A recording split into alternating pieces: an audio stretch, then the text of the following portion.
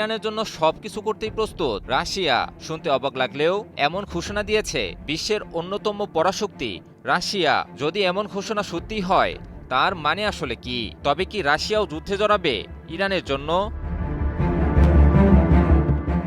রাশিয়ার পররাষ্ট্রমন্ত্রী Sergey Lavrov এক বার্তায় স্পষ্টভাবে জানিয়ে দিয়েছেন, ইরানের বিরুদ্ধে যুক্তরাষ্ট্রের চাপিয়ে দেওয়া যুদ্ধ শেষ করতে যে কোনো ধরনের সহায়তা দিতে প্রস্তুত মস্কো। ইরানের পররাষ্ট্রমন্ত্রী আব্বাস আরাকচির সঙ্গে এক টেলিফোন আলাপে এই সমর্থন পুনর্ব্যক্ত করেন তিনি। ফোন আলাপে মধ্যপ্রাচ্যের পরিস্থিতি নিয়ে বিস্তর আলোচনা করেন ল্যাভরভ এবং আরাকচি। এ সময় উদ্বেগ জানানোর পাশাপাশি যুদ্ধে রাশিয়ার অবস্থানও পরিষ্কার করেন রুশ পররাষ্ট্রমন্ত্রী। এই আগ্রাসী যুদ্ধের অবসান হওয়া জরুরি বলেও মন্তব্য করেন তিনি। ল্যাভরভ বলেন, ইরানের বিরুদ্ধে সামরিক আগ্রাসন কোনোভাবেই গ্রহণযোগ্য নয়। এই সংঘাত থামাতে এবং এ অঞ্চলে স্থিতিশীলতা ফিরিয়ে আনতে প্রয়োজন হলে রাশিয়া সক্রিয় ভূমিকা নিতেও প্রস্তুত।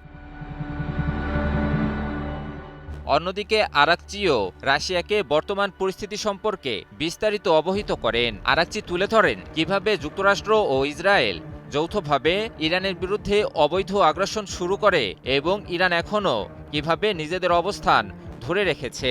একই সঙ্গে ইরান শান্তিপূর্ণ সমাধানের পথও খোলা রেখেছে বলেও জানান আরাকচি। এর আগে চলমান পরিস্থিতির প্রেক্ষাপটে রাশিয়া সফর করেন ইরানের পররাষ্ট্রমন্ত্রী। সেখানে বর্তমান সংকট নিয়ে রাশিয়ার শীর্ষ নেতৃত্বের সঙ্গে সরাসরি আলোচনা হয় তার। রুশ প্রেসিডেন্ট ভ্লাদিমির পুতিন ওই বৈঠকে ইরানের প্রতি সমর্থন আরও জোরালোভাবে পুনর্ব্যক্ত করেন। এছাড়াও যা কিছুই ঘটুক না কেন ইরানের পাশে থাকার কথা জানান রুশ প্রেসিডেন্ট। পুতিন আরও বলেন, তেহরানের সঙ্গে কৌশলগত সম্পর্ক আরও গভীর করতে চায় মস্কো। একই সঙ্গে মধ্যপ্রাচ্যে স্থিতিশীলতা ও শান্তি প্রতিষ্ঠায় প্রয়োজনীয় সব ধরনের পদক্ষেপ নিতে রাশিয়া প্রস্তুত বলেও মন্তব্য করেন পুতিন। বৈঠকে হরমুজ প্রণালীর নিরাপত্তা, পারমাণবিক কর্মসূচি এবং দুই দেশের মধ্যে দীর্ঘমেয়াদী সামরিক ও গোয়েন্দা সহযোগিতা বৃদ্ধির বিষয়েও গুরুত্বারোপ করা হয়। কি বুঝলেন ভাই? অনলি জেডাই চাই। সব মিলিয়ে এই বার্তা পুরো বিশ্বের জন্যই একটি স্পষ্ট সংকেত। মধ্যপ্রাচ্যের সংঘাত এখন আর শুধু আঞ্চলিক ইস্যু নয়, বরং বৈশ্বিক শক্তির এক নতুন মেরুকরণের দিকে এগুচ্ছে। প্রশ্ন হলো, এই সমীকরণ শেষ পর্যন্ত কিভাবে এগোবে? শান্তির পথে নাকি বড় কোনো সংঘাতের মাধ্যমে?